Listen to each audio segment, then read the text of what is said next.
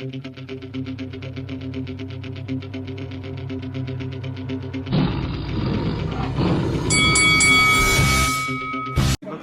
what's up? It's Brother Jack. You're watching Lights Out TV.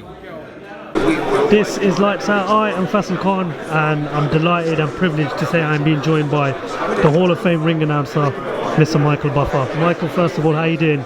I'm doing well, thank you. You? A bit starstruck at the moment, Okay. but no, I'm doing very good. Thank you for asking. Another big night of boxing ahead of us on Saturday night at the O2 Arena in London. The Muhammad Ali Trophy final. Regis Prograis versus Josh Taylor. You've called some cracking fights in your time, in your career so far, but how excited are you to be announcing this one, seeing as it is not only for, you know, a unification fight, but it's also the final of the Muhammad Ali Trophy? Yeah, this is pretty exciting, and as I said, just like doing my little 30-second intro to get the thing started, the press conference started, it's one of those, what has become, sadly, rare moments where we have, you know, we've got 4 major belts now, and to get champion versus champion doesn't always happen. And that's what we have Saturday night at the O2, and the O2 seems to be recognized more and more as the unofficial European mecca of boxing, whereas Madison Square Garden is the mecca of boxing for, you know, many, many fans. And the O2 just has these great nights that we've been putting on lately. And it's going to be an exciting night. It's a good undercard, a solid undercard. It's a real good night for world-class professional boxing, and I'm looking forward to it. But this main event, it's going to be a good one. It looks like it's going to be a good one, and I'm hoping so. You know, UK boxing, it's come so far over the last few years, you know. I mean, before every main event, I see how you interact with the fans when they're singing Sweet Caroline. You know, I absolutely love that, you know. Talk to me about UK boxing, you know. How excited do you feel when you come over here to announce UK boxing, and where do you feel UK boxing is right now? Yeah, the exciting thing is that, you know, I'm exclusive with Matchroom and Eddie Hearn, and I know that when I'm coming here, it's going to be for a big fight, because that's part of the deal that we have. So, I mean, I get excited just going to the airport and leaving Los Angeles. So it's just it's fun for me. I'm part of the press conference, and then we have to weigh in, and I love that whole build up. And you know, sometimes I think back to when I was a young man and when I was a kid, I never even dreamed of being able to be a part of a sport that I love. So, you know, I'm still a fan, and for me, it's very exciting to be here.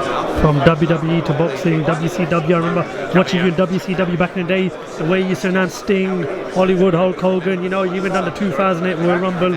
Honestly, you've come a long way in boxing, that's for sure. Yeah, you know, I like you and I were talking earlier, I love those, that 6-7 years I had with WCW and all those great guys. They're great athletes, nothing to do with boxing, just pure entertainment and just a lot of super athletic skill. And I really enjoyed that stretch that I had with them. From the NWO to the Muhammad Ali Trophy final, I've got to ask you, are you backing your fellow American, or are you going to go with the Scots in Josh Taylor? Who have you got as the favourite? Well, you know, you got to realize the UK has become my home away from home. I'm here quite a bit, you know, 6, 7, 8 times a year at least. And so for me to pick a favorite based on geography, that's hard to do. But, you know, I've known Lou DiBella, who's the promoter for Regis, and of course, you know, Matchroom, and the Sauerlands involved with the WBSS, and Josh Taylor and Shane, and I know his dad, and so it's just so many connections there. It's hard for me to pick a favorite. It's just like when Chisora and David get in the ring. That's going to be a hard one for me to watch, because I love both guys and I've gotten to know them both through the years. So, you know, the thrill of victory and the agony of defeat will be there in my heart for a lot of these fights Saturday night. I'm going to have to ask you, you know, you just mentioned David Price and Derek Chisora, so you brought us onto the heavyweight scene. You know, you were there the night Tyson Fury became the world champion, you know. You've announced Anthony Joshua's matches over the year. You were there Madison Square Garden when he lost to Andy Ruiz. You of course know who Deontay Wilder is. Because of how competitive that heavyweight division is right now, it's so hard to pick a #1 fighter, who the best of the best in that division. So you're going to ask me to pick the number one? I'm going to ask you, who is the #1 fighter in your mind? You're right, though. It really is hard to pick one. I mean, when when the Gypsy King and Wilder fought each other, and Wilder had those 2 knockdowns, and the one was a sensational, almost looked like it was lights out knockdown in the 12th and final round. You know, that's pretty compelling evidence for a guy that is like, you know, maybe he's just really the best and just didn't get enough rounds to win that fight. Tyson Fury is this brilliant defensive fighter, clever fighter. He's very economical with his punches. You know, what surprised me is when I looked at the punch stat after that fight, they really hardly threw any punches. And I went back and looked again at the Vladimir and Tyson Fury fight, and again, you know, landing 3, 4, 5, 6 punches at the most per round. It's not a lot of punches. Whereas I'd like to see a little more output from everybody. And I'm looking forward to the rematch with Andy Ruiz and Anthony Joshua, December 7th in Saudi Arabia. I'm going to that one. And man, the heavyweight division is awesome. I mean, you got 4 guys at the top. There's no doubt about that. They're the top 4. And then we have a really good final 6 guys to round out the top 10. It kind of reminds me of the late 70s, early 80s. The heavyweight division was very strong then. So we got to see how it unfolds. I want to see some more of these guys get a chance, though. I wish the big stars would fight more than once every 6 months. Judging by what we've seen from Calais Sauerland and, you know, the Ali Trophy, you know, I mean, we know Anthony Joshua goes up to try and win back those titles he lost.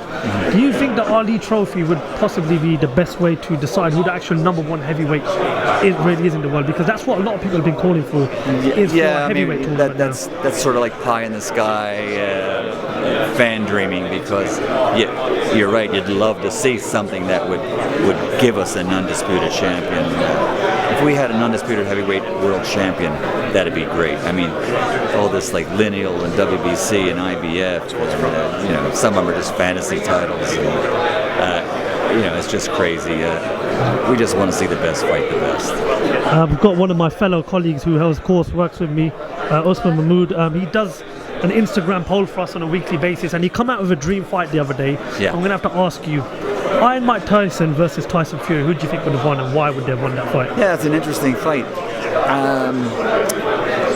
You know, if it was the 22-year-old Mike Tyson, I would probably pick him to fight and beat almost anybody.